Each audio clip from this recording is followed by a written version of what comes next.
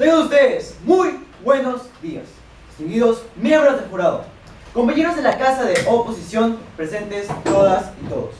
El día de hoy tengo el gran honor de representar a la Casa de Proposición, reafirmando solemnemente nuestra postura de que Japón sí debería de poner medidas inmigratorias sobre medidas natalicias en el país.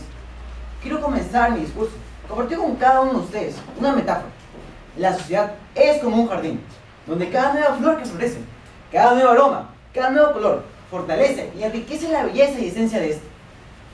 Esta metáfora asimila a la sociedad como un jardín, donde cada nueva flor que florece, representando a las nuevas personas de diferentes orígenes étnicos, culturales y sociales, aportan y enriquecen la belleza del jardín con sus culturas y valores sociales.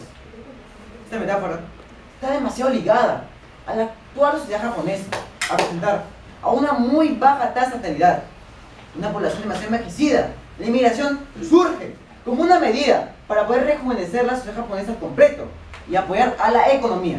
Permítame, como el tercer orador, compartirles mis perspectivas sobre los ámbitos sociales, políticos y económicos que guardan su debate. Pero antes, quiero comenzar refutando algunos de los aspectos claves mencionados por los oradores de la Casa de Oposición. Ellos nos mencionaron prácticamente cómo la inmigración no aportaría nada porque los inmigrantes acabarían llenos del país.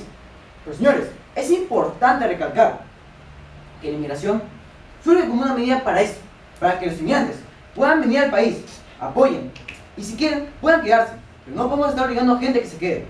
Podemos tener gente calificada de otros países. Tenemos antecedentes históricos, los cuales profundizaré más a fondo dentro de mi argumento. Pasando ahora sí, a mi primera comparación en el ámbito económico, es importante recalcar los desafíos demográficos que causan Japón, tales como la falta de mano de obra en sectores claves como la industria, la educación y el sector de medicina. Según el Ministerio de Trabajo, Salud y Bienestar, en el año 2023, Japón alcanzó la cifra récord de 2.048.675 trabajadores extranjeros, lo cual supone el 2,4% de la población trabajadora total del país. Esto supone un aumento del 10,7% al año 2022. Sectores claves como la industria manufacturera se han visto demasiado afectados por esta falta de mano de obra, siendo que en el año 2023 sufrieron una bajada de aproximadamente más de 1 millón de trabajadores, pero al mismo tiempo se estabilizó con la llegada de 700.000 nuevos trabajadores en la industria de proveniencia extranjera. Países como Vietnam, China y Corea son los principales de los inmigrantes que han llegado al país. ¿No es acaso que vemos los efectos tangibles de la inmigración en Japón? Nos han dicho que Japón necesita más bebés y menos inmigrantes. Pero señores, seamos totalmente realistas. Traeríamos a bebés en condiciones deplorables cuando no hay suficientes médicos que los atiendan, cuando el mismo Ministerio de Educación nos informa que son más del 75% de los distritos escolares en el país los cuales no cuentan con la cantidad suficiente de maestros para impartir clases. Cuando nos mencionan que son los mismos maestros más ancianos los cuales se están jubilando en masa y no encuentran suficientes maestros para poder reemplazarlos, ¿queremos seguir trayendo a bebés en esas situaciones? Yo no lo creo.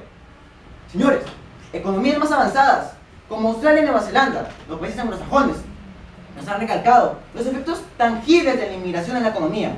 ¿No es acaso una imagen vale más que 1000 palabras? Fuentes dadas por las mismas bases de datos de Naciones Unidas y el Fondo Monetario Internacional nos recalcan que dentro del año 1990 a 2015, del 15 a un 30% de las economías más avanzadas han sido económico. Australia es un ejemplo claro de esto, el cual ha logrado establecer profundamente su economía al hacer la ayuda de los inmigrantes. Pasando con mi segunda comparación, en el ámbito político. Es importante recalcar, señores, Japón ya viene implementando medidas pronatalistas desde 1970, hace 54 años, en el cual presentaron una tasa de natalidad del 2,30%. Actualmente tienen unos míseros 0,64%. ¿No es acaso que la natalidad no ha surgido efecto en la población en esos 54 años? Déjenme ponerse el ejemplo de Australia, un país que también sufrió de los mismos desafíos demográficos que Japón, pero se diferencia de la historia japonesa, siendo que en 1990 implementó medidas que apoyaron a la inmigración. Todo esto permitió que Australia subiera su economía estabilizara su nivel de tasa de natalidad en un 12% hasta la actualidad, siendo que ha logrado mantener una muy firme sociedad a lo largo de los años. Pasando con mi tercer y último argumento en el ámbito social, es importante recalcar, señores, los efectos de la inmigración a lo largo de toda la sociedad japonesa. ¿Se ha preguntado acaso cada uno de ustedes de dónde vienen esos famosos valores, los cuales inculcamos a japonés, los valores de el honor, la ética, entre otros? Estos vienen del confucianismo, una filosofía china traída desde Corea del Sur por los inmigrantes que llegaron a Japón durante el siglo XIX. ¿No es acaso, señores, que Japón no sería lo mismo sin esta filosofía? ¿Creen que Japón sería lo que es ahora sin toda esta ayuda inmigrante? En la Segunda Guerra Mundial implementaron medidas forzadas para atraer a trabajadores desde Corea y China para poder trabajar en sus fábricas y minas. Estos aportaron significativamente a la economía del país para poder sostenerla, a la vez de que la misma posguerra fueron estos mismos trabajadores los cuales ayudaron a la reconstrucción del Japón actual. Señores, tenemos efectos tangibles y claros en cuanto a la política, economía y sociedad. ¿No es acaso estos son los efectos tan tangibles que necesitamos para aceptar la inmigración y abrazarla? Porque como dijo una vez la famosa escritora Banana Yoshimoto, Unino Shino Tatsuyo Sawa, Teo Seiyu Keiren, Bunka Kan, no Kakeshi, Ryosen, Nirosen, Yarimasu, el cual quiere decir, la verdadera fuerza de una nación radica en su capacidad para abrazar la diversidad y construir puentes entre culturas. Muchas gracias.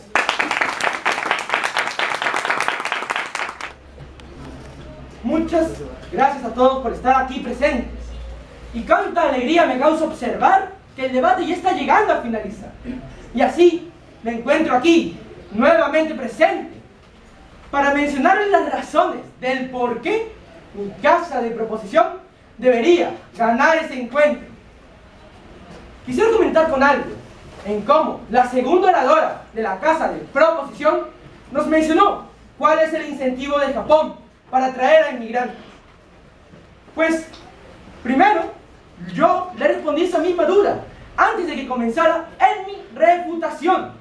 Algo que hemos dejado claro con políticas culturales. Y segundo, ellos también han mencionado las mismas problemáticas, han mencionado lo mismo, pero han dado soluciones factibles, han dado unas soluciones eficaces para el problema flagrante que vive la sociedad japonesa. Porque sí, una de las problemáticas principales del debate es la crisis laboral en Japón, algo de suma importancia para el país y para la nación. Hemos mencionado en cómo escuelas se quedan sin profesores, en cómo hospitales se quedan sin médicos, y hemos dado una solución factible, que es la mano de obra extranjera. En cambio, la casa de oposición no nos ha podido dar una manera eficaz de solucionar esta problemática. No nos ha podido comentar una manera de atraer más doctores de manera inmediata. Porque sí, este es un problema actual, es un problema que necesitamos solucionar ahorita mismo en la sociedad japonesa. Así, también les quisiera comentar en que también nos han mencionado van a priorizar a las personas que tengan un hijo, o que tengan dos. Pero, ¿qué sentido podría tener esto? Si la problemática principal de Japón es que la gente no quiere tener hijos. Hay miles de solteros y solteras, casados, que se rehúsan a la idea de tener hijos. Y es por eso que nos encontramos acá. Si se priorizan a las personas que tienen un hijo, la problemática va a seguir estando ahí. No se solucionará de manera eficaz. Aparte, también le hemos intentado realizar puntos de información a la casa contraria. Eso sí, nosotros lo hemos aceptado de buena manera, pero no nos han podido responder y en muchas ocasiones nos han rechazado hacerle las preguntas. En cómo también la natalidad va a afectar directamente a la población japonesa de manera beneficiosa. Algo que sí, nosotros, la casa de proposición, hemos podido dar en cómo la inmigración sí va a solucionar. ¿Por qué? Porque el futuro brillante, el mañana que esperamos para todos nosotros, pero más importante, para la sociedad en Japón, requiere acciones audaces. Y ese es el camino que se debe seguir. Muchas gracias. Tengan muy buenos días, distinguidos miembros del jurado, compañeros de la casa contraria, presentes todas y todos. Quiero comenzar compartiendo con todos ustedes un testimonio de un líder político en un Estado miembro de la Unión Europea. Si bien comparto la idea de fortalecer los lazos con los países balcánicos occidentales, creo que la prioridad deben ser en velar el sistema de la democracia y de las políticas en estos países antes de considerar su adhesión a la Unión Europea. Como sabemos, estos países no tienen un buen manejo político. Es por ello que si nosotros queremos acelerar los procesos de adhesión, podríamos socavar los valores y principios fundamentales de la Unión Europea. Damas y caballeros, hoy me presento ante ustedes con una postura en rotunda oposición a la aceleración de los procesos de adhesión de los países balcánicos a la Unión Europea. Si bien comparto el anhelo de una Europa más unida y próspera, creo que la prioridad debe ser en velar por mejorar los sistemas políticos y democráticos en estos países antes de considerar su unión a la Unión Europea. Para dar a entender mejor mi punto, quiero compartir con todos ustedes nuestros argumentos, que fueron divididos en tres pilares fundamentales: social, político y económico. Empezaré citando mi primer argumento en el ámbito social. En términos sociales, la aceleración de los procesos de adhesión de los países balcánicos a la Unión Europea podría tener graves consecuencias en la cohesión social y en la falta de respeto a los derechos humanos. Esto tendría por grandes partes problemáticas a la Unión Europea, creando tensiones con sus actuales miembros y también dificultando la toma de decisiones efectivas de la Unión Europea. Pasando a mi segundo argumento en el ámbito político. La aceleración de los países balcánicos a la Unión Europea tiene varias dificultades en los ámbitos políticos. Es por ello que quiero dar 3 puntos por los cuales no se debe acelerar los procesos de adhesión de los países balcánicos a la Unión Europea. Punto número 1. Problemáticas de gobernanza y corrupción. Los países balcánicos no tienen un buen manejo político. Es por ello que si nosotros queremos acelerar los procesos de adhesión sin antes resolver las problemáticas de estos países, podríamos socavar los esfuerzos tan grandes de la Unión Europea de mantener altos estándares de transparencia y responsabilidad con sus actuales miembros. Punto número 2. Estabilidad política. Como ya mencioné, los países balcánicos sufren por su mal manejo político. El hecho de acelerar los procesos de adhesión solo traería varias dificultades para la toma de decisiones efectivas de estos países, además de crear tensiones con actuales miembros de esta unión. Les doy el punto de información. ¿Su caso no considera de que la Unión Europea podría ayudar a los países a solventar estas problemáticas con la aceleración del proceso de adhesión?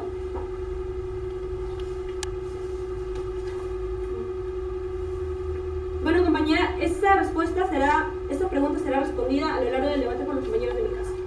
Continuando. Punto número 3. Capacidad de integración. La Unión Europea tiene ya dificultades con la integración de sus actuales miembros. El hecho de acelerar unos procesos de adhesión sin, punto número 1, disparidades económicas. Los países balcánicos tienen economías muy poco desarrolladas en comparación con actuales miembros de la Unión Europea. El hecho de acelerar los procesos de adhesión sin antes resolver también las economías de estos países podría dificultar por mucho la toma de decisiones efectivas. La economía de la Unión Europea podría verse afectada por esta aceleración tan apresurada. Le concedo la palabra. Al acelerar los procesos no se bajan los estándares, es decir, los requisitos simplemente se apresuran a que estos sean implementados. ¿En qué momento se bajaría el nivel de la UE si estos países balcánicos entran? Bueno, esa pregunta será respondida a lo largo del debate por los compañeros de mi casa. Continuando. Punto número 2. Carga financiera. La Unión Europea debe asegurarse que tiene la economía sustentable para poder apoyar a estos países. Es por ello que si aceleramos los procesos de adhesión solo traería varias dificultades. Porque, como sabemos, al querer integrar unos países, tiene que ver varios puntos en la infraestructura, en las inversiones tecnológicas y varias cooperaciones técnicas. el hecho de acelerar los procesos de adhesión, sin antes que la Unión Europea consiga evaluar todos sus potenciales económicos, podría traer graves problemas, tanto a la Unión Europea como a los países balcánicos, ya que no los podría ayudar sustentablemente para poder apoyarlos en su crecimiento económico. Para finalizar, daré mi punto número 3, capacidad de absorción. Como ya mencioné, la Unión Europea debe asegurarse, por mucho que tiene la capacidad de apoyar a los países balcánicos con su economía. Es por ello que la Unión Europea debe llevar un tiempo, que no digo que va a ser muy largo, pero obviamente tiene que conllevar todo esto un tiempo. No podemos apresurar los sistemas de adhesión porque podría perjudicar la toma de decisiones efectivas de la Unión Europea, su economía, y también podría crear tensiones con sus actuales miembros que podrían sentirse excluidos y al mismo tiempo rechazar su propia economía. En conclusión, optar por la aceleración de adhesión de los países balcánicos a la Unión Europea podría tener graves consecuencias en los ámbitos sociales, políticos y económicos. La aceleración de los procesos de adhesión es una idea noble, no lo voy a negar, pero no debe seguirse a toda costa. Todo conlleva un proceso y hay que esperar tiempo, tanto de la Unión Europea, que valide todas las capacidades que tiene para poder apoyar firmemente a estos países, y no solo de una manera muy poco solventable. Pero como dijo el célebre escritor peruano Mario Vargas Llosa, la democracia es la forma política de garantizar mejor la libertad y la justicia, pero solo cuando está acompañada por una economía de mercado y un Estado de Derecho. Les incito a que voten en contra de esta moción y busquemos un enfoque más prudente para la integración de nuevos miembros a la Unión Europea. Muchas gracias.